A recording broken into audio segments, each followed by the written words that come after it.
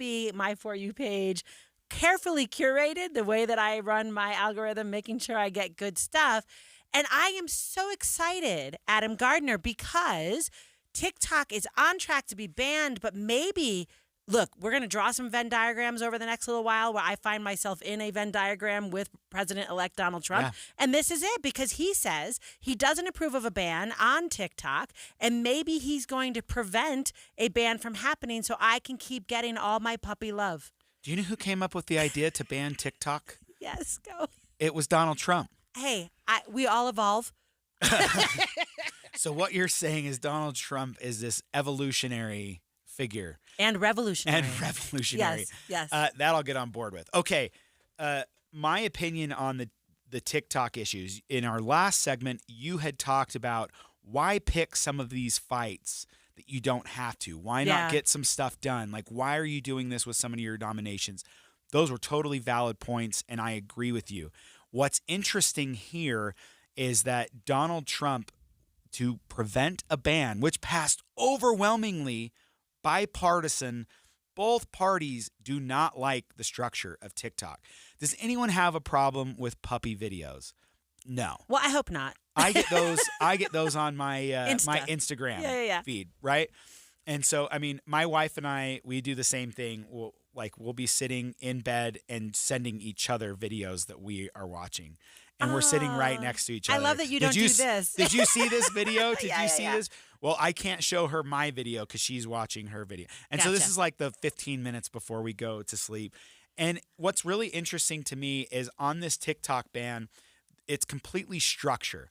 The issues we have with it are it's a Chinese-owned company. The company that owns TikTok is called ByteDance.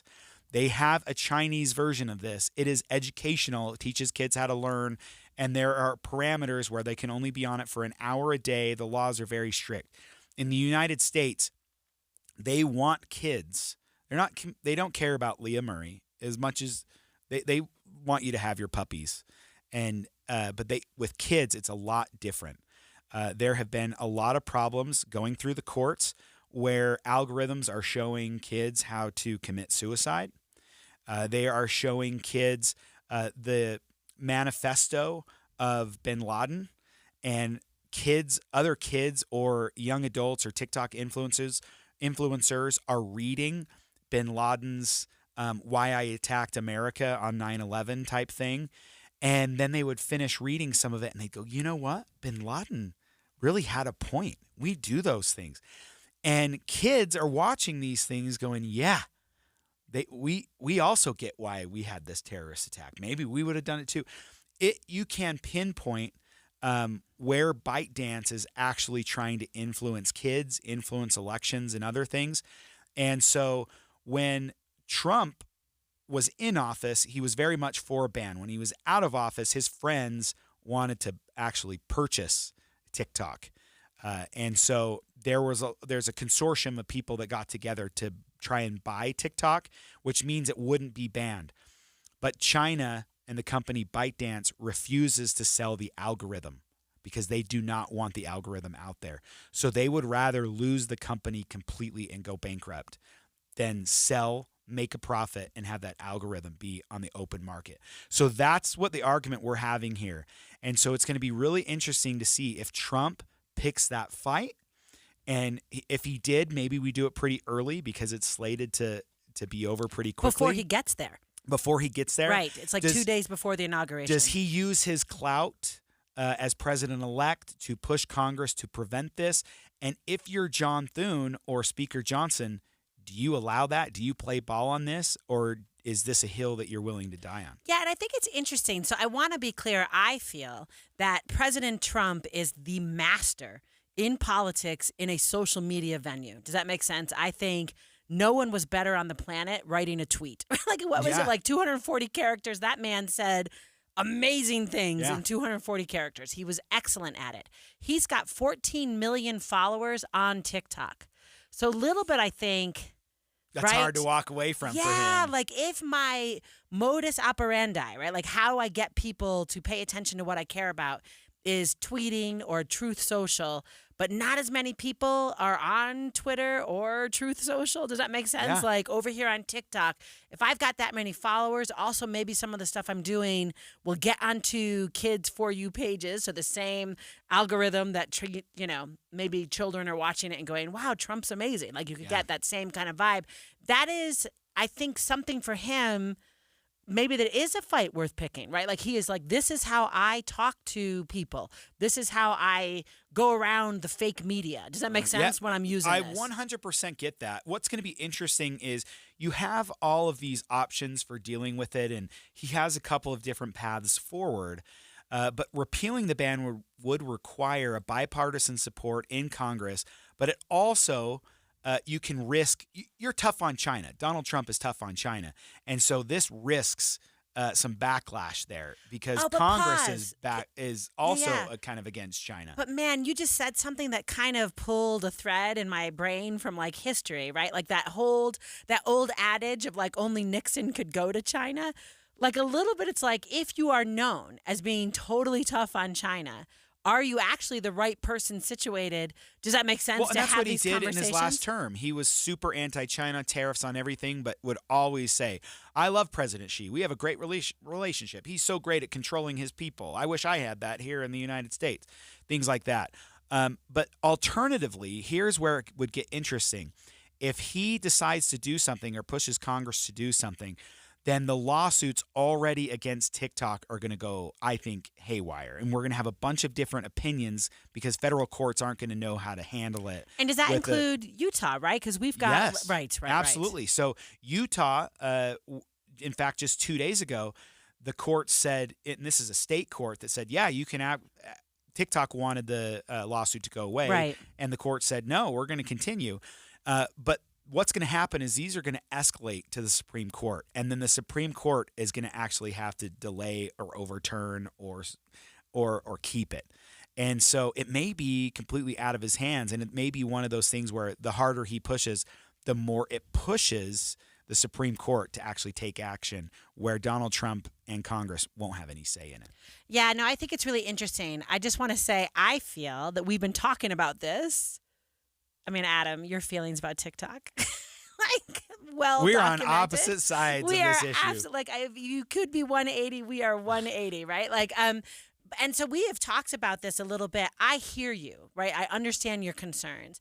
I think anyone listening, if you've missed me and Adam argue about this over the last few months, you could certainly find us. Our individual segments are posted online after each show. Find us on kslpodcast.com or, anywhere where you get podcasts, just searching. But now for Inside Sources, you'll find us having these conversations about these important issues. Next up, Adam, if it's okay, can we get an inside look into the setting up of a new senator's office? We'll chat with Senator-elect John Curtis's chief of staff. Stay with us. Number 6 in the CFP poll. Reslov under some duress. Number 3 seed in the bracket. Inside the 20, the 15, the 10. He's going to go! Touchdown BYU! Listen this Saturday for win number 10. BYU, Kansas. These BYU Cougars are unbelievable. Pregame starts at 6. Kickoff at 8:15 on Utah's legacy home of the Cougars. KSL News Radio. Amanda Dixon broadcasting live from Cordia in Linden. This is a ribbon cutting on a brand new facility. Cordia is a top 20 U.S. insurance brokerage headquartered here in Linden. And I'm with Jeff Hutchins, who is the Chief People Officer. I love that. Yeah. So tell me about what you do. All things HR. All things people. We have 5,000 strong employees throughout the country. And so my goal is to make sure that they're always happy and that we can attract and retain as many great people to come and work for us as we possibly can. Is good people why Cordia has been so successful? Oh, absolutely. Look, I would say that between the founder, CEO, they're just quality people. Yeah. And it's, you want to work for a company that has, strong leaders, but leaders who care about people. We had to step out in the hall because it's so raucous in there. Yeah, it's getting rocky. Former Governor Herbert is here speaking. I Yes. mean, these are the kind of friends that Trucordia has, just Right. leaders in the state of Utah, and people who are here to celebrate. So we'll talk more, I'm sure. Thank you so much for your time. You betcha. Love it. Jeff Hutchins with me, the Chief People Officer with Trucordia. We're here at the ribbon cutting in Linden. KSL Broadcast Group contests are open to participants 13 years of age and older that are residents of Utah, Idaho, Wyoming, and Nevada, unless otherwise specified. Employees or agents of the station, Bonneville International Corporation, or other area radio stations, or any entity associated with the contest may not enter. Persons who have won in the last 90 days from a station contest or event are not eligible. Full general contest rules are available at kslnewsradio.com. Life can feel hard or overwhelming sometimes, but you don't have to face things alone. Getting help for yourself or someone you're worried about starts with a call or text to 988, where you always have someone to talk to, someone to help you, and somewhere safe to go. 988 Utah is here for anyone experiencing mental health challenges or emotional distress. 988 Utah can even help you navigate how to support your struggling loved ones. Whether you're struggling with anxiety, depression, or suicidal thoughts, trained professionals are ready to listen and provide free, confidential support 24/7. Utah, don't hesitate to call or text 988 for you or someone you care about. The caring staff at 988 Utah can connect you to the right resources. Learn more at 988.utah.gov. You know, it's hard to believe that Dee and I have now been living in our new house for about 9 years now. You know, the thing that has really surprised me is how many appliances we have had to have work on and even replace. You know, the one that we haven't replaced, haven't done any work on at all, have not had a minute's trouble with, it's the Connecticut soft water system. And it's so interesting because when we were building the home, the builder said, okay, well, what do you want for a water softener? And I just interrupted. I said, wait, we're going to go with Connecticut. And they just smiled at me like, yeah, we know about Connecticut. Never once have we had an issue with our Connecticut soft water system, not only in our new home, but in our previous home as well. It just sits there in the basement, does its job, does it so much more efficiently than any other soft water system out there on the market today.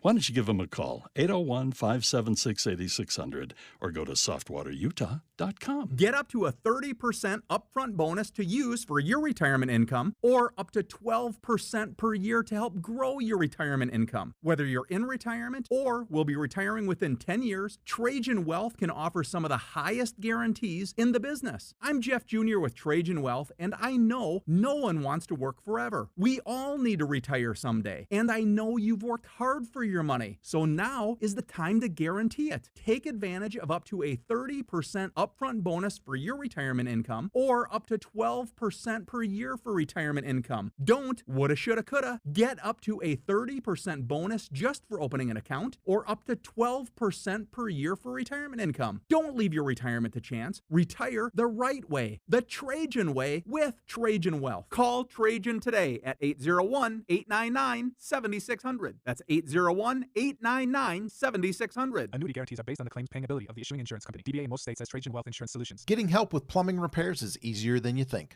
All you have to do is call Any Hour Services or schedule an appointment at anyhourservices.com. No one helps more homeowners than Any Hour Services.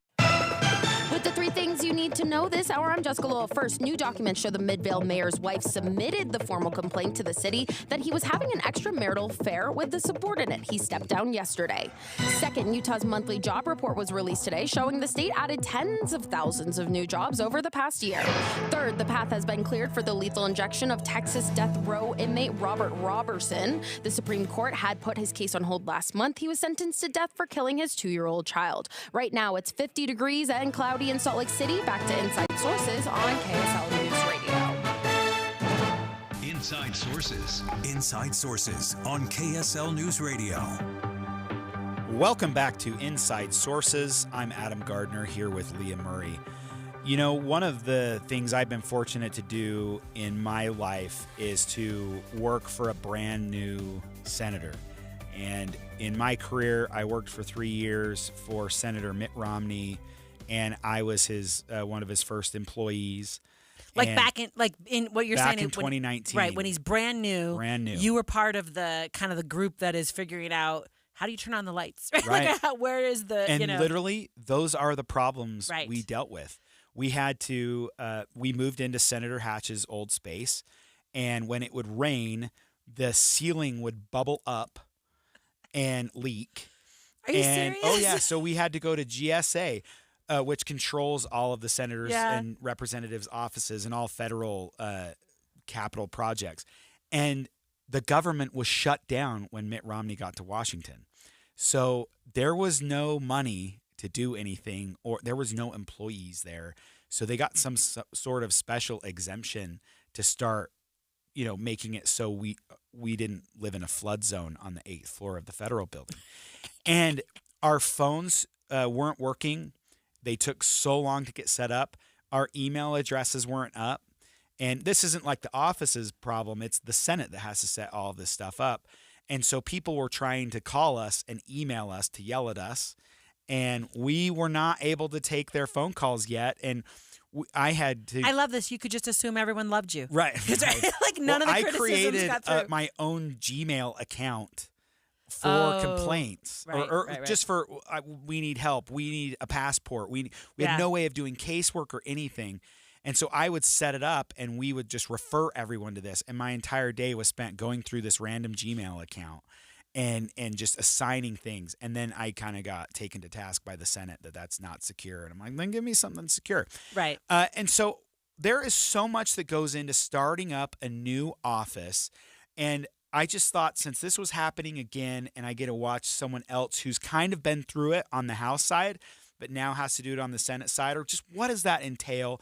We have Corey Norman with us, the Chief of Staff for Senator-elect John Curtis, a great friend of the show and a great friend just in general. Talk to us, Corey. First of all, thank you for being on the show. I know you're about to catch a flight, and you're so nice for making time for us.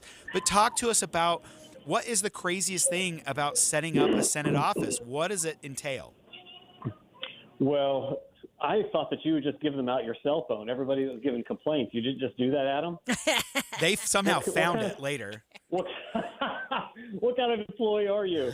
Oh, man. Well, let me just say, thanks so much for having me on. This has actually been, I have been in meetings, death by PowerPoint, Monday, and I just barely got out a couple of hours ago, and I'm trying to catch a flight to go home for a couple of days and come back here on Monday. But it has literally been like the amount of information that they are pumping through us. Some of it, I keep asking, do we need this right now? I don't need to order paper quite yet.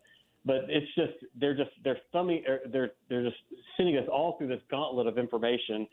Maybe the most interesting thing, there's a couple of things that I think that your listeners might be interested in. The amount of security that the Senate goes through in order to make sure that we are dealing with cyber attacks, for example, attacks on offices, the security that the actual physical office has to go through is extensive.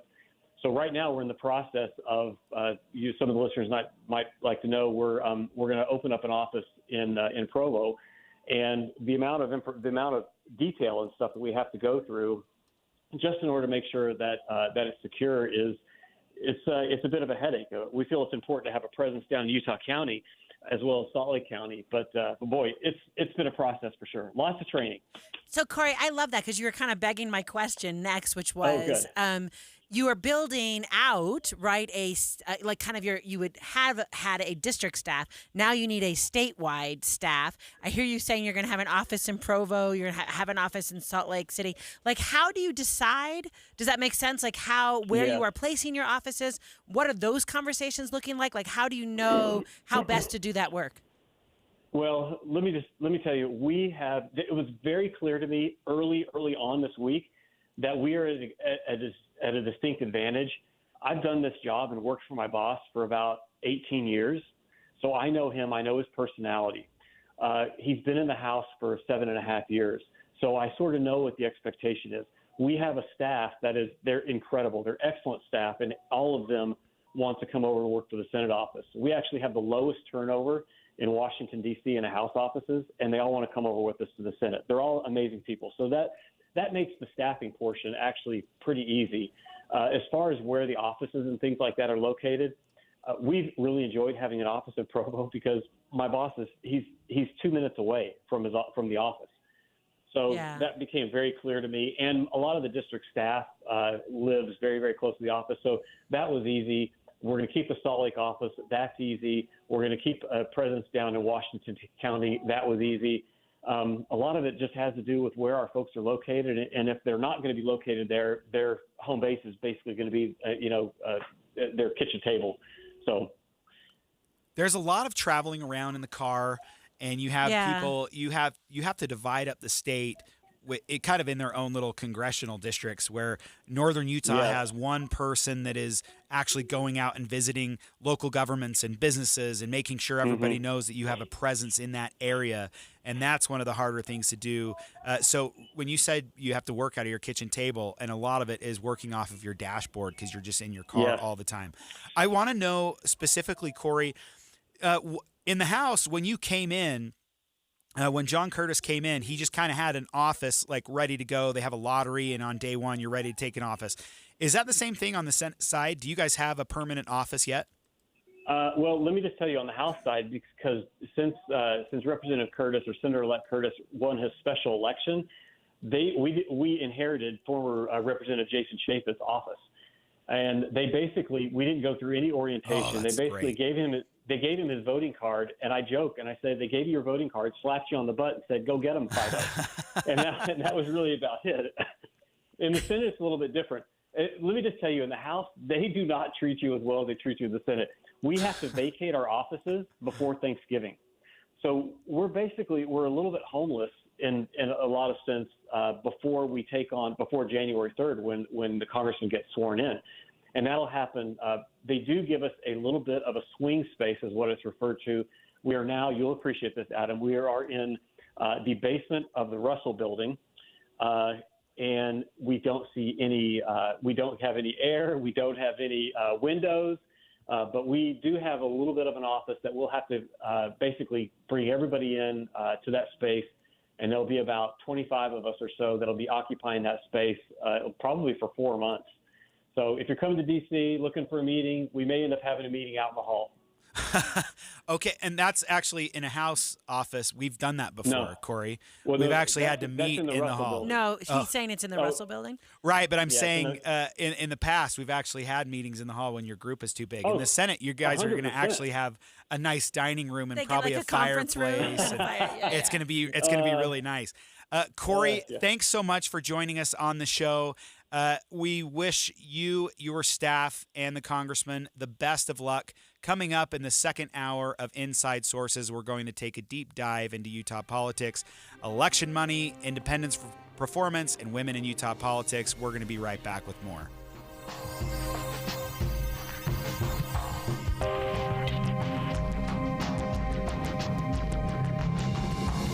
KSL FM Midvale. KSL Salt Lake City. From the KSL Common Spirit Health Studios, this is KSL News Radio. Utah's news, traffic, and weather station. 2 o'clock at KSL News Radio. I'm Jeff Kaplan. We're at 48 degrees. KSL's top story this hour: 4 families have been displaced after an apartment fire this morning in Midvale. Unified Fire Authority Captain Tony Barker told KSL TV fire crews arrived about 2:30 this morning and evacuated the entire complex. They have ended up evacuating 12 units. They ended up controlling the fire, big fire damage to that unit, but smoke and water damage to 8 surrounding units. Barker says the fire was started by a light left on and it caught some laundry on fire. KSL News Time 2:01, our top national story this hour from ABC News. A frightening emergency landing in L.A. last night because of faulty landing gear. Passengers on board the Boeing 737 were told by the pilots to brace as the plane got ready to land in L.A. Brace. The 737 had tire damage after taking off from Washington, D.C. Debris was found on the runway there. Kay Jackson was on board the plane, gliding to a stop with one of its tires damaged. And I think everybody clenched. We all got out of our emergency positions. Nobody was injured. Alex Stone, EBC News. Your money at this moment, the Dow down about 300 points. And coming up, snow is on the way. How much? Stay right here. KSL weather is on the way next. KSL News Time 2:02. We hope you have the right app on your phone for news. You probably have dozens. But the KSL News Radio app, well, it makes our live stream super easy. Plus, our talk shows are right there as podcast for your workday. That's the app for KSL News Radio. So you're the person that has been assigned the responsibility to make the upcoming holiday season extra special for your company, for the employees, and for those amazing clients of yours, especially maybe the ones that need a little extra tender loving care. This is why so many people in your position, they turn to the Western Nut Company. You're going to find nuts of every kind and special gift baskets that are spectacular. And it goes above and beyond the special goodies to eat. They have amazing decorations there as well. It's time to call the Western Nut Company or drop by their flagship store at 434 South on 3rd West or go online at westernnut.com. And don't forget that Thanksgiving, too, is just around the corner. And if you're looking for the perfect hostess gift, you've been invited to dinner, well, take a little gift from the Western Nut Company. Go to westernnut.com, drop by 434 South on 3rd West, or give them a call, the Western Nut Company. It's official. KSL Sports is your official radio home of the Utah Hockey Club. When the puck hits the ice this fall, you'll hear every goal, every check, and every tension-filled moment on the KSL Sports Zone. Plus, let your voice be heard on the Utah Hockey Club Fan Forum on KSLSports.com, your exclusive home of the NHL and the Utah Hockey Club in Utah. Is KSL Sports and 97.5, the KSL Sports Zone.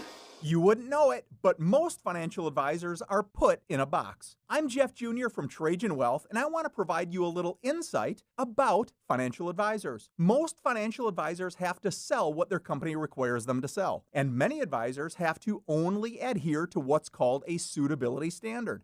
A suitability standard is a limited standard of care, not requiring what's sold to be best just suitable.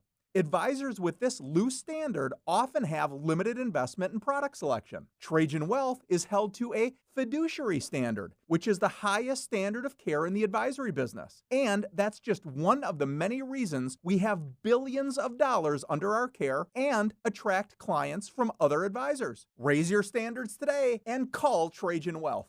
Call 801-899-7600. That's 801-899-7600. Advisory services offered through Trajan Wealth, LLC, an SEC-registered investment advisor. Traffic and weather together brought to you by Sinclair's Dino Pay app.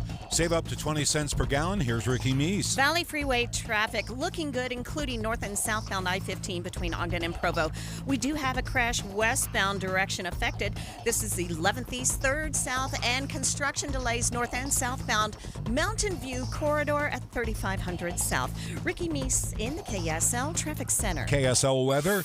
Rain tonight mixing with snow overnight. Not much accumulation on the valley floor. Tomorrow's high only about 40 degrees. Right now 48. I'm Jeff Kaplan from the KSL Common Spirit Health Studios.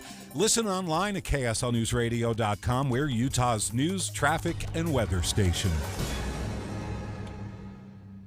Inside Sources. Inside Sources. A new presidency, new state leaders, and a new legislative session. Utah's top political experts discuss the day's biggest stories. Only on KSL News Radio. Welcome back to the second hour of Inside Sources. You are here with me, Leah Murray, and I'm alongside Adam Gardner. And this second hour, we plan on talking about the state of Utah. I mean, a little bit. We just ended our last hour with Senator John Curtis's new chief of staff, right? So that feels like the true blue segue. Utahns. Yeah, totally well, Utah. true red Utahns. True, I guess I That's can't say right. blue. Don't say they're true blue. All right. So I always tell my students, and you just tell me if I'm wrong, because maybe I totally have it wrong. I would love to. Right. That pretty much when it comes to campaign finance, Utah's kind of the Wild West. So I teach them, like, at the federal level, there's all these contribution limits and all these kind of rules around what groups can do and what candidates can do. And a little bit inside of inside of Utah, that's just not as true, that the rules are not as strict. Do I have that wrong? No, you have it right, but I would add some caveats here. Okay. So on the federal level, you have really strict rules where the great thing about it is me and Gail Miller and John Huntsman, the John Huntsman family, we can only give $2,900. Right. We all have the same federal limits. There's different cycles that you have. So in Utah, you run a convention race, a primary race, and a general election. So you have 3 cycles. So it's 3,000 times 3. So you have to kind of figure that stuff out. Most people don't understand it, but the campaigns definitely do. Right. Businesses cannot give money. Corporations cannot give money on the federal level. That's very different. But they can give as much as they want to a super PAC. So all of the candidates set up super PACs that you can give as much money as you want to, and they just can't coordinate. I'm using air quotes here, but they can't coordinate with the campaign. Do they? Yep.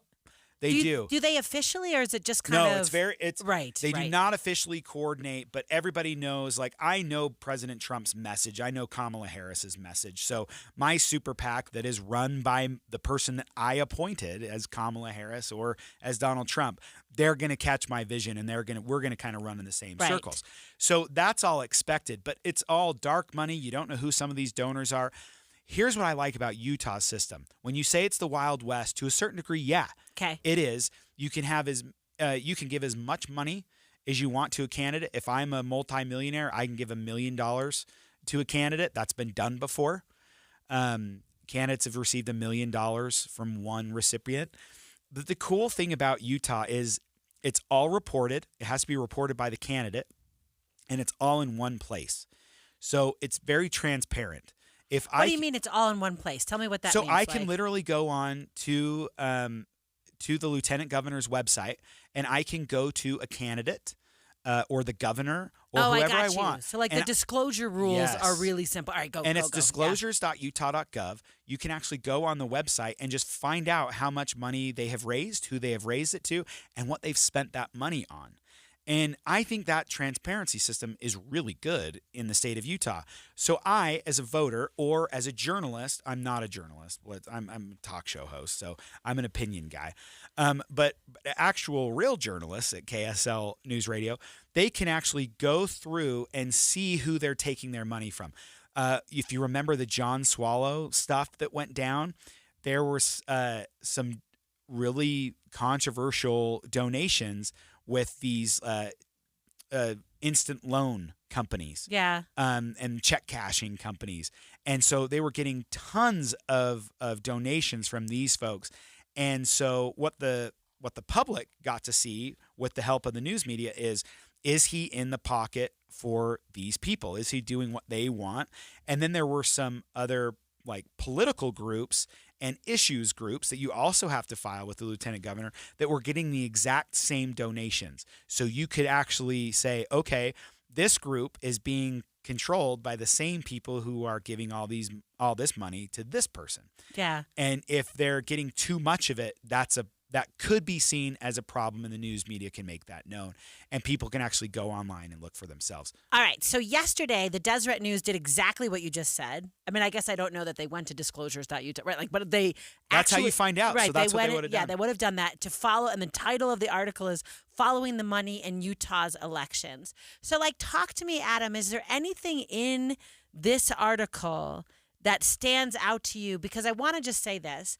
I think the average normal human, everything you just kind of said was super inside baseball, right? If you look at this, you can see that this group must be controlling this group. And nobody's going to do that. Right. I don't think most of us would understand it. So what I'm going to ask you as like a brilliant, what did you say, talk show host, but a brilliant kind of observer of what happens in Utah politics, reading through this Following the Money report out of the Des News, can you talk to us about what would be your like hot takeaway from it? Honestly, my hot ticket that is not very controversial, I don't think, is that elections in the state of Utah are getting so much more expensive. Okay. They didn't used to be this way. I feel like that's important. I mean, it's not controversial, but that might be a major takeaway, yeah? When Didn't things used to be this way. Go. When things are getting more expensive, it becomes a problem because it takes up more of your time with fundraising and everything else.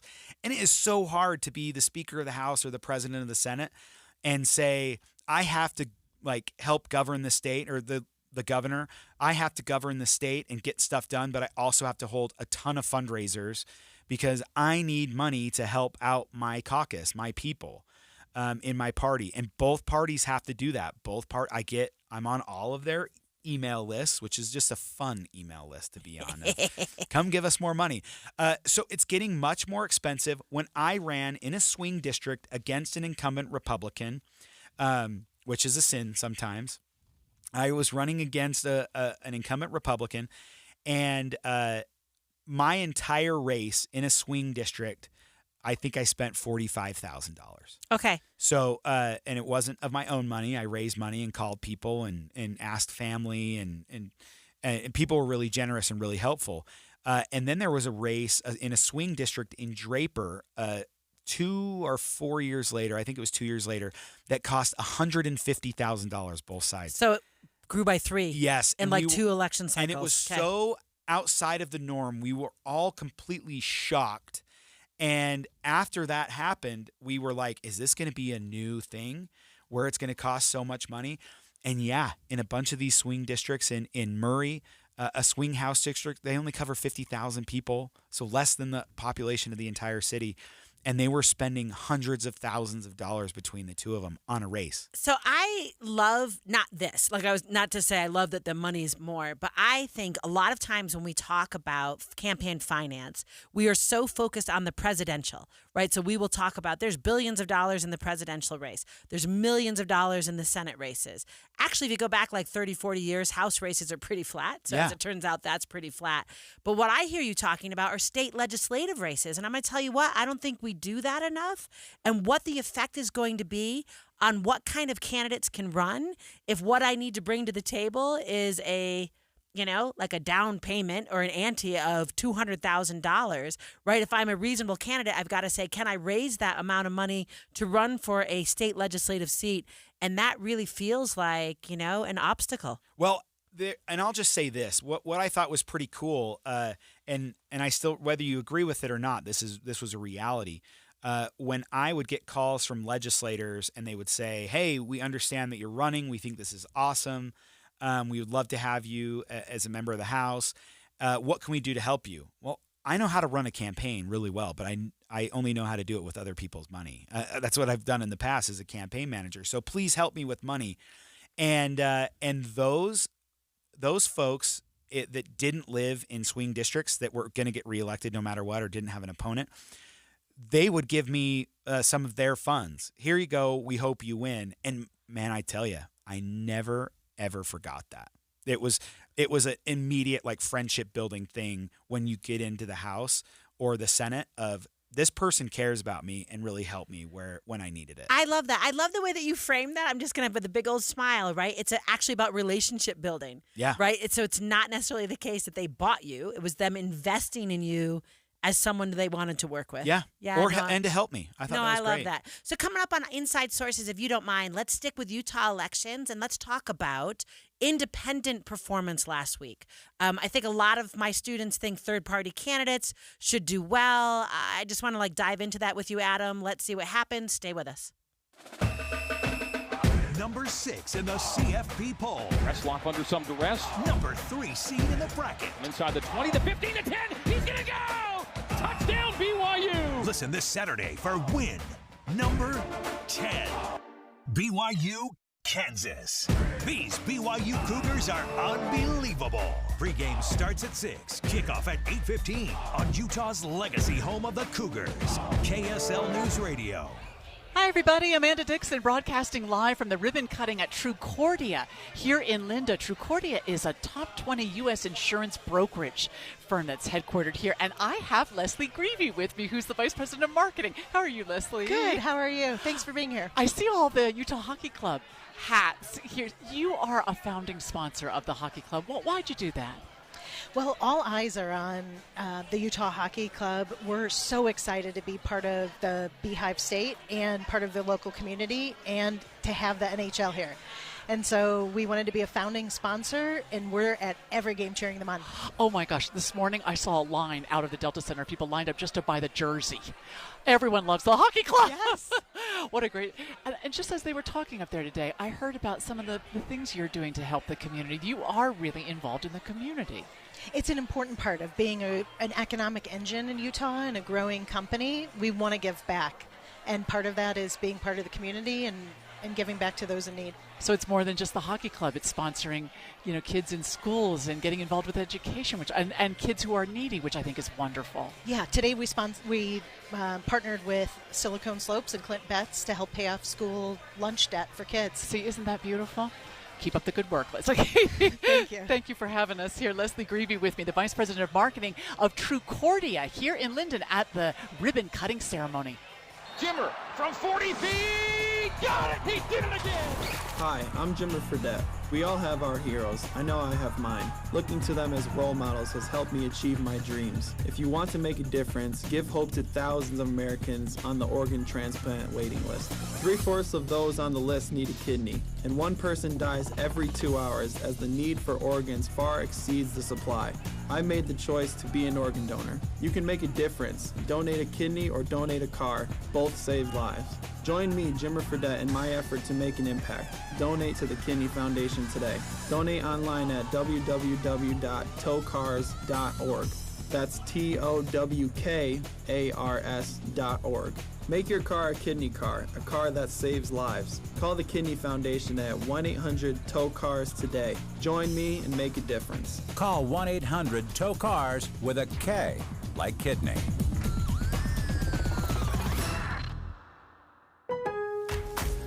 Lowe's honors our military community this Veterans Day and every day. To say thank you, verified military members, veterans, and their spouses get 10% off everyday purchases, plus free silver key status with My Lowe's Rewards. It's our way of showing our gratitude to the brave people who have and continue to serve our country. Learn more now at lowes.com/military. 10% discount can't be combined with another offer. Exclusions, terms, and conditions apply. Loyalty program subject to terms and conditions. Details at lowes.com/terms. Subject to change. This is the story of the one who, as a maintenance specialist for a historic high-rise, knows that vintage charm historically needs constant attention. Which is why, when it's time to upgrade turn-of-the-century mechanicals, they turn to Grainger. With easy access to 1 million-plus products and the scale to deliver when and where you need them. The right tools and supplies are never far away. So the one can keep that vintage building running like new. Call, click Grainger.com, or just stop by. Grainger, for the ones who get it done. Winter's on the way. Soon the snow will be falling where? On your roof. If you need a new one, now's the time to call IWC Roofing. See, the shingle companies raise prices January 1st, but IWC will lock in this year's prices, even if you want your new roof next spring. And if you book now, they'll also give you an extra $2,000 off. $2,000 off IWC's already low prices. As the #1 residential roofing contractor in Utah, they get volume discounts on shingles and pass the savings on to you. Plus $2,000 off, and you lock in this year's prices. IWC is one of the very few Owens Corning Platinum certified roofers in the state. Their precision teams are so skilled they'll re-roof your home in a single day. They'll send you pictures from the roof so you know exactly what you're getting, and then they'll power wash your driveway just to say thanks. Call now, 801-232-5690. That's 801-232-5690, or go to IWCRoofingUtah.com. With the 3 things you need to know this hour, I'm Jessica Lowell. First, new documents show the Midvale mayor's wife submitted the formal complaint to the city that he was having an extramarital affair with the subordinate. He stepped down yesterday. Second, Utah's monthly job report was released today, showing the state added tens of thousands of new jobs over the past year. Third, the path has been cleared for the lethal injection of Texas death row inmate Robert Robertson. The Supreme Court had put his case on hold last month. He was sentenced to death for killing his 2-year-old child. Right now, it's 50 degrees and cloudy in Salt Lake City. Back to Inside Sources on KSL News Radio. Inside Sources. Inside Sources on KSL News Radio. Welcome back to Inside Sources. I'm Adam Gardner here with Leah Murray, and it's been a really fun show. We've just transitioned to talking about Utah races and money in elections. And what we haven't really gotten into over the last couple of months is those that are running as independents or non-traditional parties running for office. So can I just share with you, I want to just say, because my full-time job is a professor up at Weber State University. And this morning I taught my campaigns and elections class, and we were doing... I have taken that class. Yeah, and we were doing parties. And, you stand up and then you say, why is it that there are no third parties in America? And the answer, of course, is single-member, simple plurality electoral system leads to 2 parties. Everyone keep that for your Thanksgiving dinner, like when this conversation comes up. But the kids are all like, no, but third parties, they're going to do amazing things, and they're so important. And I am just such a 2-party kind of snob where I'm like, look, you don't send 14 football teams onto the field for the Super Bowl. That's a great point. Right? The answer is, if you are voting for one, there's winner take all. It makes a lot of sense for big tent parties to build a coalition ahead of the election, trying to get to that midpoint voter, right? So third parties are just never in this system going to work. Go. Let me ask you this question, because it seems to me, who are we fooling when we're talking about third parties? Now, if I'm in a Republican district, which is very common to be in a Republican district in the state of Utah, and I'm looking at my ballot, and I don't know much about the candidates, but I know that I'm a Democrat, and I'm looking at the Republican or an independent running, what's going through my head? I'm thinking, well, I'm not a Republican, so I guess I'll vote for this guy. And it doesn't matter if they're an independent or a Green Party or if they're going to caucus with the Democrats, I want them closer to be on my side. Do you think voters are seeing that or facing that choice? Because it seems to me that any of the unaffiliated candidates that made headway this time, it was because they only made headway because a member of a dominant party was not running. Right, but but any of the 13 unaffiliated candidates on the ballots in Utah, did any of them win? No. They all lost. So here's the thing. I think when I look at a ballot and I see unaffiliated, I'm assuming that's Democrat who doesn't want to put the brand on the name. And I guess I don't know that for sure. I just want to say, but when I look at a ballot, that's what I see. And a little bit what I want to tell you is, if you want to have cool electoral democracy, and if you want to have fun conversations, right, about elections in this state, what we need is a Democratic Party that actually has a brand and has some value in the state of Utah. And I say that with all due respect and love for Democrats here, but the answer is, if people feel like it's better for them electorally to run unaffiliated than it is to run as a Democrat, that's the party's problem. Does that make sense? Like, that party has got to do a much better job of building their big tent. I would say, though, do you think it's just that, or is it just really hard to recruit? Like, even if we have a great brand and you live in Orangeville, how do you convince someone that lives in rural Utah or up in Cache Valley, hey, it's really worth your time to run on our brand? And I know we haven't won here since 1972, but we feel like it's our year. How do you convince people to do that? Yeah, I mean, I think one, I'm just going to use a sports metaphor, and I apologize, but if I'm like the head coach of a team that hasn't won forever, it's really hard to recruit players. Does that make sense? So every head coach who's had this conversation has thought about, this is where I'm at, right? Like, I need at least some people who can do stuff for me. Little goals. Does that make sense? Yeah. You like, can I get a win this season? Can I actually get closer in this game? Those. A little bit, I think, if I were in charge of the Democratic Party in Utah, I would be looking for the districts where we are tight. In the districts where you've got unaffiliateds coming within 5 points, like House District 3, you've got unaffiliated candidate 46, Republican candidate 53. I mean, those are close. And let's look at why do you choose 3 to run as an unaffiliated? Like, if you're the Democratic Party, you're going to look at District 3. Now, that's in Logan. Yeah. So you're going to look at Logan and say, what are the characteristics of Logan City that make it possible for us to get there? That's right. So if this guy is getting almost half of the vote in House District 3, what is he talking about? What were the issues? Does that make sense? Yeah. You would expect, I think a little bit sometimes we just think Republicans run the show, but there are House seats and Senate district seats that are a lot closer than like like the presidential election. Like, how do I say? They're all focused on these statewide races. And I would say go into a district and say, how close are we? What are the characteristics? What you just said, what were the issues? What were they talking about? And then for the love that is all that is holy, talk about that stuff. I agree. And it's interesting because the issues they're going to be talking about up by Utah State are going to be completely different than they're going to be talking about in downtown Salt Lake, and they're going to be completely different than Washington County. And you have like a Republican like Jason Thompson, super successful guy, really successful businessman, great family, great person, hasn't been really, involved on the state level for a long time. I met him for the first time when he was running. Great guy, great candidate. He's kind of, as a Republican Party, who you would recruit to go there and he would always say, like, we're going to have a really tough race. And I would always say, no, it's Cache Valley. You're fine. And that's someone who I thought, I know politics, but I don't know Cache Valley. Yeah. And he did. Yeah, I mean, like, he won, but 53%. And he worked really hard, raised a lot of money. Right. So a little bit, how do I say? We always use, in political science, and you just correct me if I'm wrong, but we always use kind of the marker of like 65% is safe. Right. Yes. So you would kind of say to an elected official, if you're above 65, you're probably fine. Below 65, you are hustling. So 53. And I think 60, I would lower that. Okay, so a little you'd make bit. it I think 60 is safe, and that's good. But honestly, 46% is that's a pretty big dent. Yeah, and by the way, if I'm a Republican, I'm looking at these and going, how did we not get more than 60? Does that make sense? Like, I would be tracking And maybe it's the Republicans are having the same problems with the Democrats. They're not paying attention to that seat because we're worrying about seats in West Valley and Murray and other swing districts and to a lesser extent, Ogden. I think that's fair. So, right? we got to allocate our resources, and we think Cache Valley's safe, and then this comes out, hey, we had you do it on your own last time. We want you to know we noticed, and we're going to be helping you out. Yeah, and here's the thing.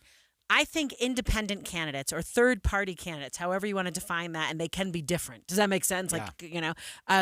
They raise issues usually that the major parties are not paying attention to. So maybe these independent candidates, none of them won, but if you got within striking distance, which some of these numbers are, that's an indicator that there is some angst in that district, right? There are some issues that the Republicans are not really managing well. So if you're a Republican, you're figuring out what those are and making sure you've got it. And if you're a Democrat, figuring out what those are and being like, can we be that? Right? Can we message on that? So going all the way back to your first question, and it's bit by bit, little House district here, little Senate district here, take a seat. Does that make sense? And then start to build on that. That's the only way to redo that brand, and then you are recruiting players. How does that play into when you actually have to govern?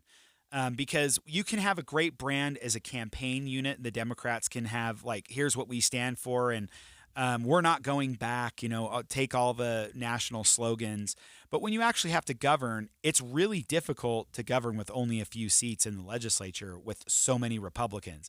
So how do you increase your brand when you're facing those types of odds? Not on the campaign side, but governing, because that's what's really going to impact your brand. Can you get stuff done? Yeah, and the answer is you just acknowledge that I probably can't for the moment. But secondly, I think a lot of the focus on the Democratic Party in this state is in Salt Lake City.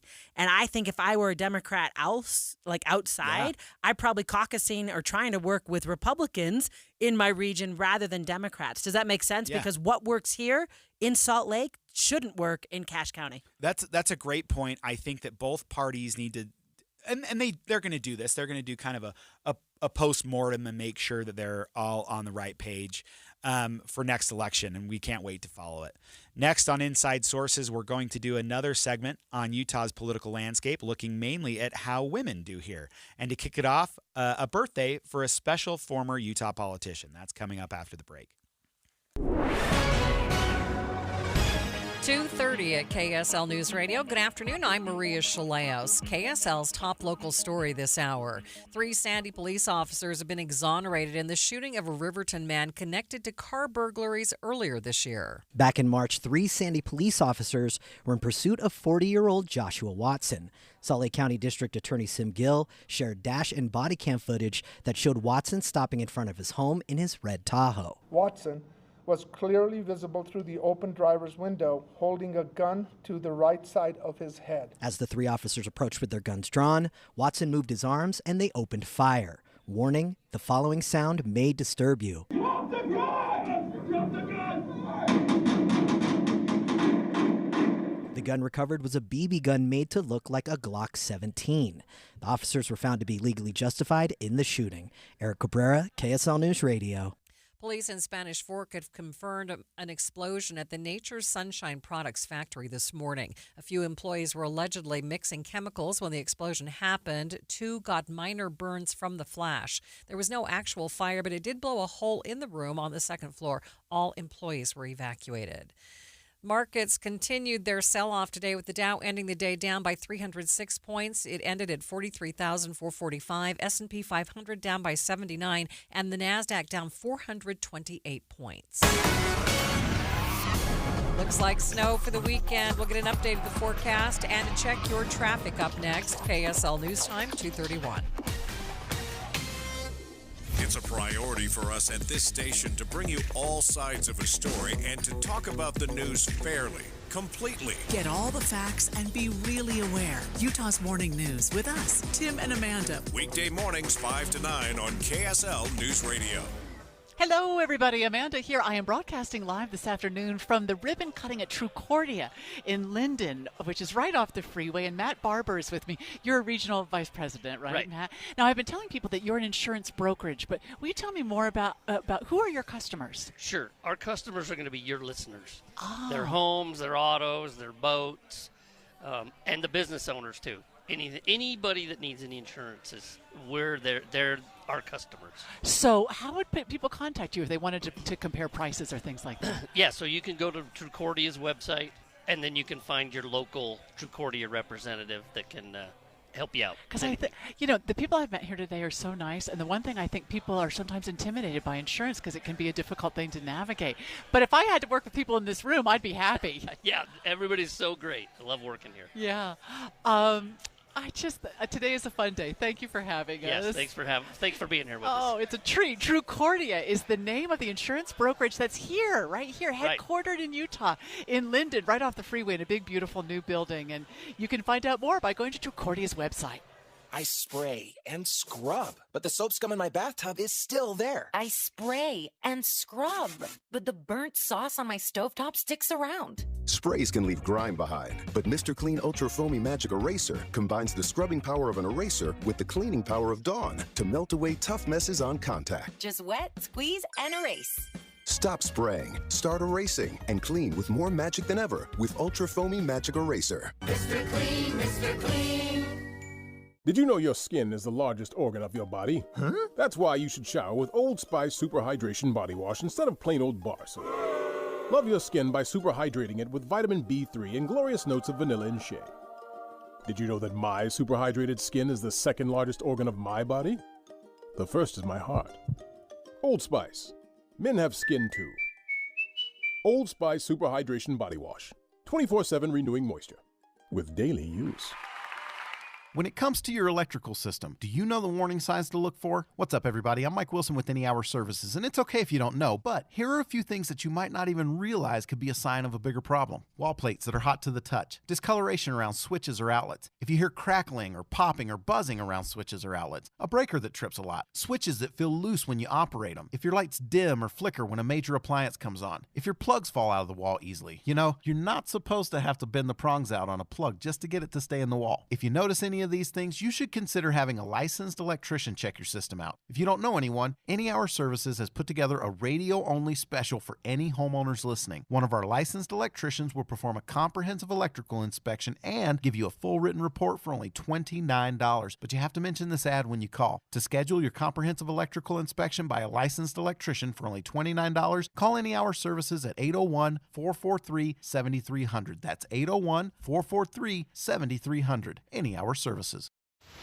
Traffic and weather together. It's brought to you by Sinclair's Dino Pay app. Save up to 20 cents per gallon. What's going on, Ricky? No problems on the Valley freeways. We do have a crash in Tooele County. It's northbound SR 36 Main Street at Erda Way, and Salt Lake City PD wrapping up a crash at Foothill and 1400 South. This holiday season, Murdoch Chevrolet is grateful for you.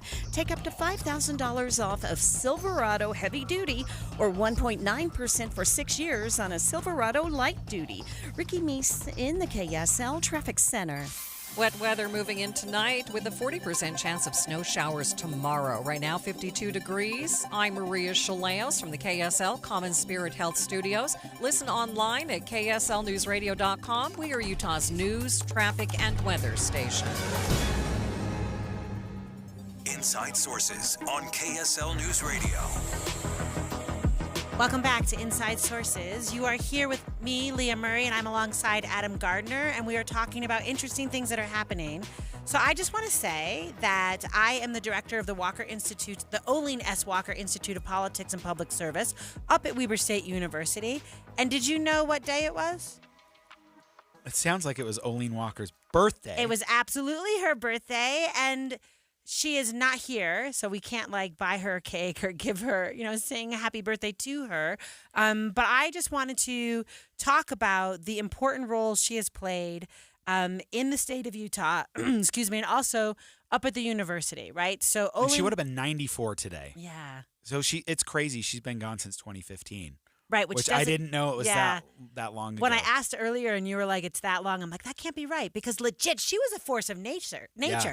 I just want to tell you, I had her in a class once and she was just holding forth about work she did on elections. And I was in the back of the room, and that literally could have been yesterday. And you know that someone has amazing energy if it's been more than 10 years. Do you know what I'm saying? Oh, yeah. That happened and you're remembering it like it's yesterday. Olene Walker was our only governor who was a female governor. And she really, cared quite a bit. The thing that she did for her tag for Walker Institute was, my two passions are education and politics. And what we do at the Walker Institute is merge those. Does that make sense? Marry those together. We've got on our website YouTube videos where we've recorded her. So if you're interested, you can hop on Walker's website and learn about her a little bit. And I was watching one just recently, and she had this wish list of things she wanted the Walker Institute to do. And I was so happy to be like, oh, we did it. Yeah. Right. So, That's awesome. I want to say happy birthday. And also we did the wish list that you asked for. I filled that wish list. I just thought she was super cool. I don't know. What do you think? A little bit in Utah, what I think is interesting about our state is, I just said she's the only female governor. By the way, that's not unusual. I think New York State's getting its only female governor right now. Does that make sense? I want to be really clear about that. But what's interesting is there are women in our history in Utah, right? Politically, I had no idea till I moved here that the first female vote in the country was here. That's right. That took me a hot minute to figure out. Yeah, Seraph Young. And there's actually a marker. It was done at the old kind of city hall. Oh, no, it was a school room, I believe. And it was right where the U.S. Federal Building is today. So I always thought there should be a statue of her on the federal property because that was where the very first vote by a female. Is there not? No. How come? Fix that. There's no statue. I've worked on other statues of women. And this one's taken us 7 years to do. And so for Martha Hughes Cannon. All right, so pause, because you just talked about two women. So let's just make sure that makes sense to me. So you've got the first female voter in the country. We're going to work on that statue next. But what you just said is you worked on a different statue for Martha Hughes Cannon, which I think is kind of a big deal momentarily, right? Isn't there a big event happening? Talk to us about that. Yeah, so what's really exciting is we had the first female vote. Wyoming was the first state to grant the vote, but Utah was the first state to actually cast the vote, which is important. And then Martha Hughes Cannon was elected in 1896. She was a Democratic representative and was the very first female state senator in the country elected. How cool is that? That is awesome. Can you tell me why you think it is that I don't know that the minute I arrive in Utah? Does that make sense? Like, as someone, I would notice that stuff. I want to be clear. Why do you think, like, that just seems like it should be a much bigger deal? Well, and it was a bigger deal for me because what I thought she symbolized something really cool with the state of Utah. That in 1920, with the passage of the 19th Amendment, that's when women were granted the right to vote. And my argument was, we've been doing this since 1870. Yeah. Like, we did it way before. And then the federal government actually passed a law to prohibit the women of Utah to vote with the Edmunds-Tucker Act. And so the federal government actually took the right of women to vote because they didn't want polygamous women to vote to support their husbands. Oh, of course. So that's what it was, right? So it was all around yeah. polygamy. Gotcha. And so this woman decided that she was going to run. She was extremely accomplished. A bunch of women went to the Church of Jesus Christ of Latter-day Saints, and they said, we're not just going to be school teachers anymore and secretaries. We want real jobs. And they said, we agree. And so they sent women all over the world to get their education. And Martha Hughes Cannon became a doctor, an MD from the University of Michigan. She came home. And she worked at the Utah State Hospital in Salt Lake City. She married the director of the hospital, Angus Cannon, and then she actually ran against Angus Cannon for the Senate seat. So he was listed as a Republican on the Republican slate. She was on the Democratic slate, and her slate won. So the Democrats took office, and she beat her own husband for the spot. I love this. And so this is my favorite story ever. Yeah, go. She was brought here from Wales as a baby. So they were an immigrant family. Like, her whole story was just so cool. She started the schools for the deaf and blind in the state of Utah, the Utah Department of Health. So she really accomplished a lot. She was a great advocate for women's suffrage. And so when I was in the legislature, I realized that the legislature is the one who decides which are two statues. Every single state gets two statues placed in the United States Capitol to represent their state. Ours were Brigham Young, duh, and Philo T. Farnsworth, the inventor of the television. And he had been in there since 1989. And I thought, you know what? It'd be really cool if when we have 2020 coming up, we had for women's suffrage, and just to show like conservative credentials that we don't need the federal government to tell us what to do. It'd be really cool if we had Martha Hughes Cannon to be the person that represented our state. Yeah. And so I filed the bill, and I ended up resigning my seat to take a position at Salt Lake County as an elected official there. And so I passed that off to Senator Todd Weiler, and Representative Becky Edwards, and Lieutenant Governor at the time, it was Senator Deidre Henderson, all worked like mad with Mandy Grant and their organization to get this thing passed. And so it happened. It was super close. We didn't know if we were going to have the votes, but we voted to change out that statue.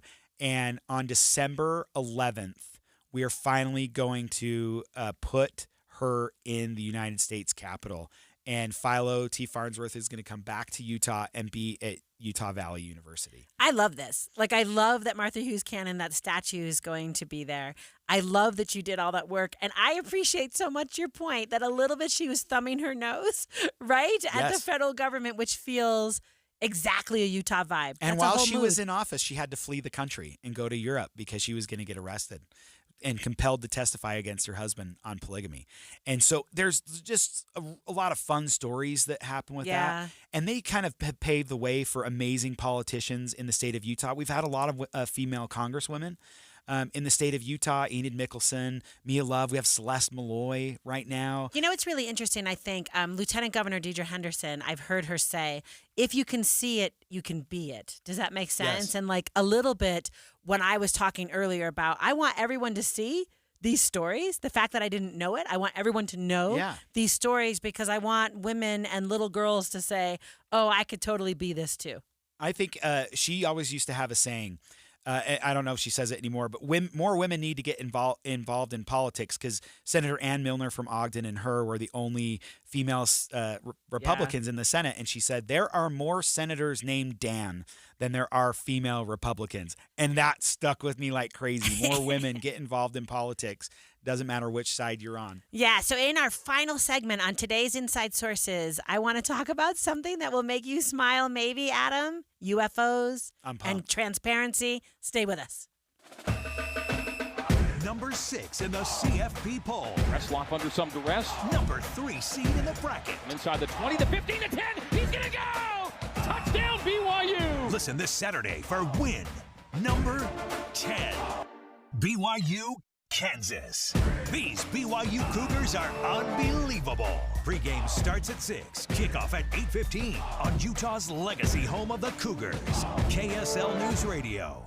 Hello, everyone. Amanda Dixon broadcasting live from the beautiful new facility for Cordia. We're here in Linden, and I'm with Ike White, who is the regional vice president. I've been telling people that Cordia is one of the top 20 insurance brokerages in the country. That's right. But you're a local company. Yes, ma'am. Tell me what else I should know about Cordia. Sure. Well, I appreciate it. Thanks for being here, Amanda.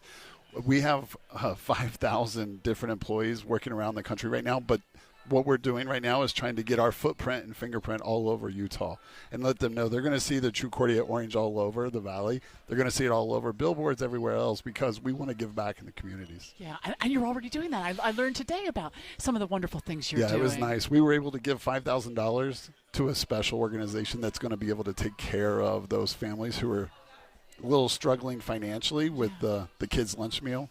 Yeah, and there's a special spirit here. I mean, the people in this building, you've just attracted a wonderful team. Well, I think it starts with our CEO. Felix Morgan is really the one who kind of sets the pace for bringing the teams together. He's done a really good job of surrounding himself with some really special, talented individuals. But when you come together, it makes the company special. Well, can I just say thank you on behalf of the community for all that you're doing, and we're so glad you're here. That's right. We're just trying to make people feel good about their insurance, and when you think about that you can trust us and we're coming in this together, we're really going to be giving our communities back more and more, and you're going to see more of that. I love it. It's Cordia, and I've been talking with Ike White, Regional Vice President. We're in the brand new building here in Linden for the ribbon cutting today. Alpine Home Medical, we bring wellness home. For the last 27 years, we've been honored to serve our community as the highest rated home medical supplier in Utah. Hi, I'm Jay Broadbent with Alpine Home Medical. Our commitment to exceptional customer service is at the heart of everything we do, and our team is always here to make sure you get the care and products you need. Whether it's oxygen solutions, CPAP supplies, or expert home safety advice, we do it all. As a Best in State winner for the last 14 years and highest rated on Google, Alpine Home Medical is not just a provider, we're a trusted partner in your healthcare journey. So swing by any of our 11 locations today and experience firsthand what makes Alpine Home Medical a 5-star experience. See us at alpinehomemedical.com. Alpine Home Medical, we bring wellness home. That's alpinehomemedical.com. If you love to travel, Capital One has a rewards credit card that's perfect for you. With Venture X, earn unlimited double miles on everything you buy and turn everyday purchases into extraordinary trips. Plus, receive premium travel benefits like access to over 1,300 airport lounges where you just check in and chill out. Open up a world of possibilities with Capital One. What's in your wallet?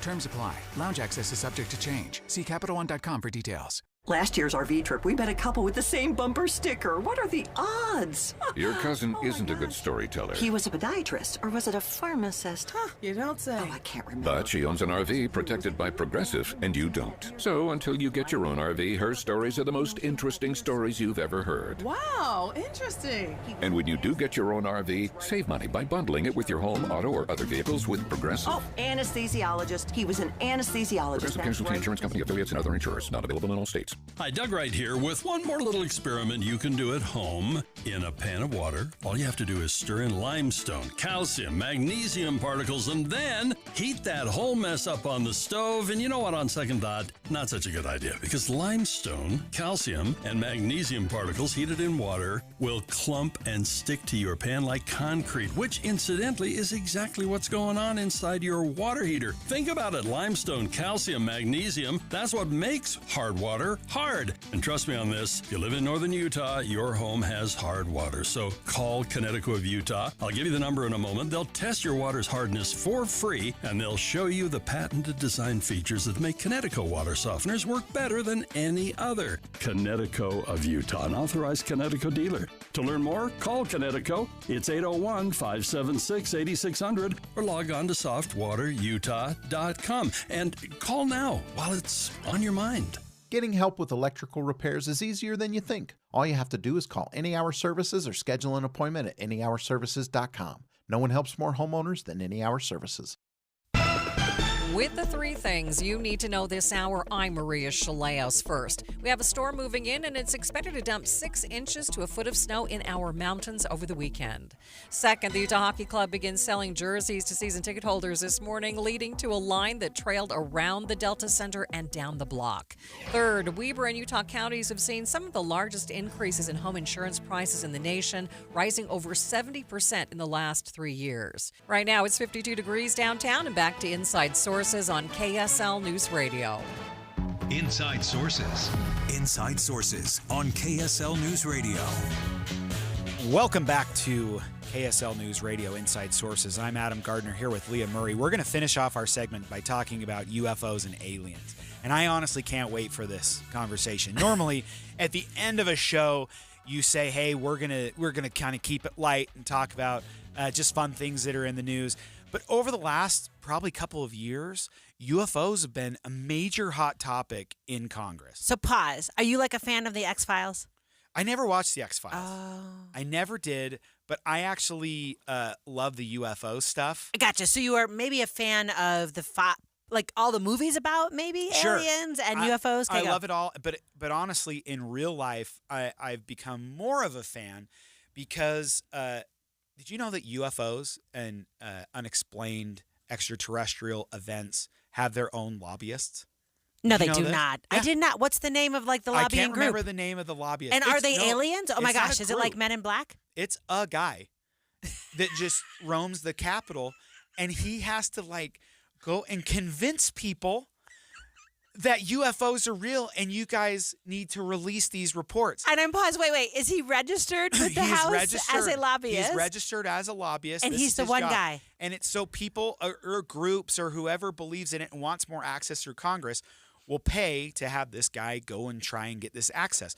Well, a couple of years ago, they actually released a report of all of their unidentified flying objects. Okay, pause. But this is my favorite thing. So the Pentagon has an all-domain anomaly resolution office.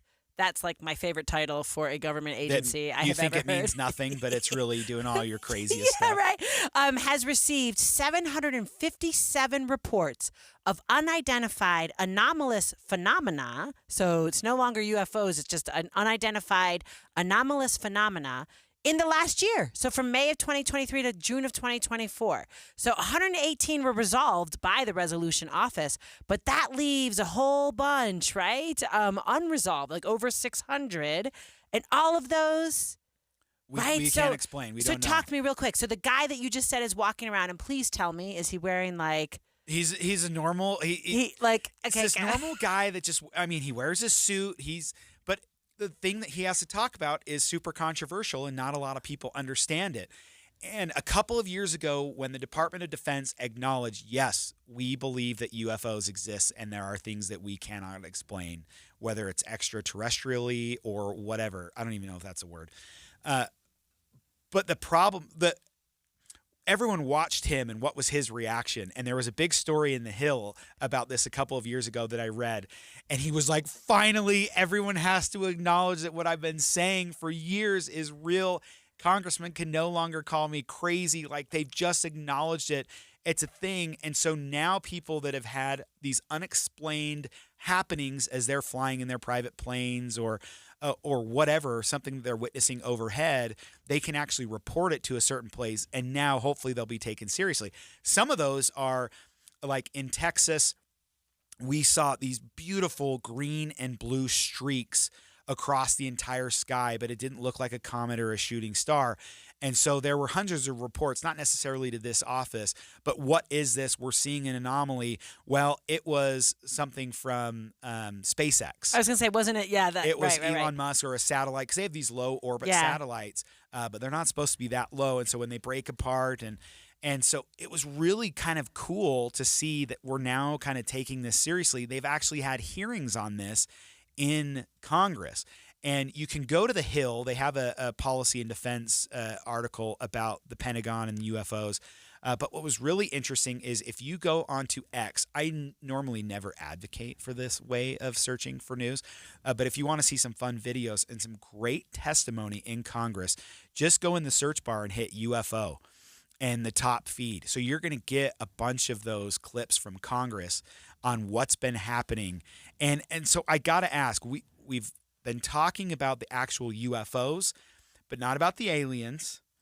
Leah, do you believe in UFOs and do you believe in aliens? Of course I do. I mean, right? Like, how ridiculously self-centered would it be? That's what I think. Right? To assume that we're the only intelligent beings in the universe. Yeah. Right? Like, We're talking billions and billions and trillions of galaxies that are just the same size as the Milky Way, and we're saying, nope, we're it.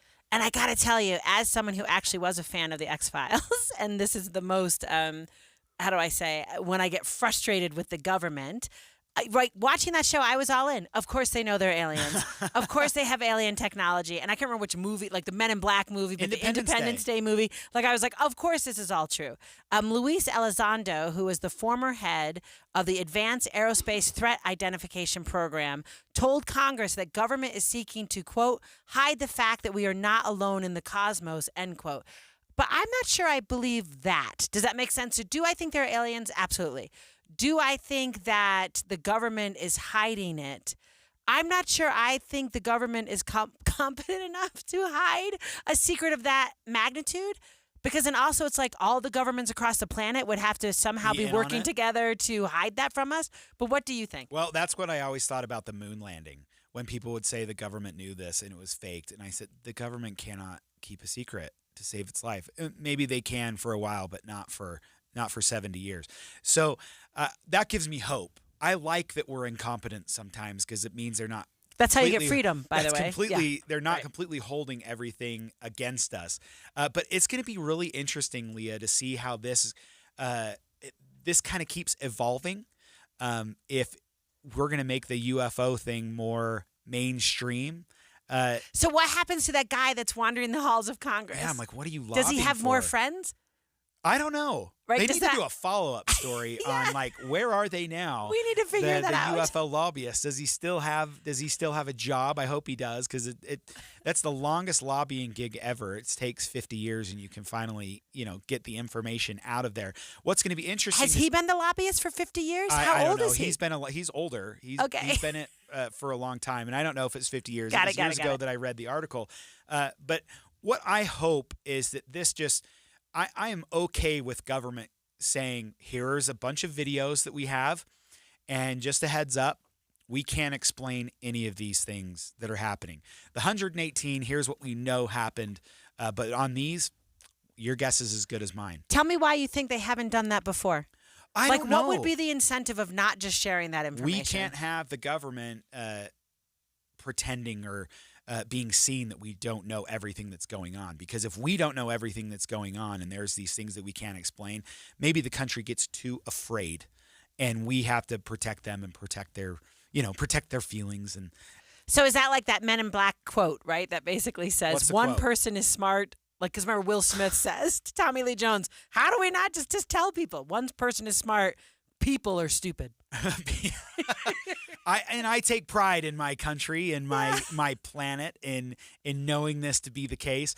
I want to talk more about this. I can't wait for more to come out that we can talk about UFOs. And I don't know anything about So UFOs pause real quick. For So real. just tell me, Does Utah, is it a place that has, like, people are out in a desert somewhere and they see? Are we a place where people might, like, the reports would be coming from? Yes. In fact, they actually called Dugway Proving Grounds Area 52. So who's the they that called it that? Everybody? We're going to have to save this for another show because I want to talk about it. We needed more time on so UFOs. Catch up on KSL podcasts. You can have any topic from true crime, news, politics, and even dating. Plus, our talk shows are going to be all uploaded as podcasts, so you can catch your favorite shows later. Just go to kslpodcast.com or wherever you get your podcasts. Thank you so much for listening to Inside Sources. Join Taylor Morgan and Rusty Cannon on Monday from 1 to 3 for more political discussion and analysis here on Inside Sources. Next up, Jeff Kaplan's Afternoon News. Have a great weekend. KSL FM Midvale. KSL Salt Lake City. From the KSL Common Spirit Health Studios, this is KSL News Radio. Utah's news, traffic, and weather station. Good afternoon, 3 o'clock at KSL News Radio. I'm Jeff Kaplan. We're at 48 degrees, dark skies. KSL's top story. Members of the USU women's volleyball team have filed a lawsuit to keep an athlete off the court. Last month, you may remember, USU forfeited a match against San Jose State and its player who's reportedly transgender. Well, now they're going to federal court. KSL News Radio's Eric Cabrera joins us live with details. Eric? Jeff, the lawsuit comes from 11 USU volleyball players and a coach against the Mountain West Conference. They argue that the San Jose player was, quote, born a male. They chose not to play San Jose last month, which earned the support of many Republican state lawmakers. In the suit, they claim Title IX is supposed to guarantee equal opportunities for women. But the policies from the Mountain West Conference, the NCAA, and San Jose State are not making that happen. The commissioner of the Mountain West Conference told KSL last month that the San Jose player does in fact meet the eligibility standard. The Mountain West Conference responded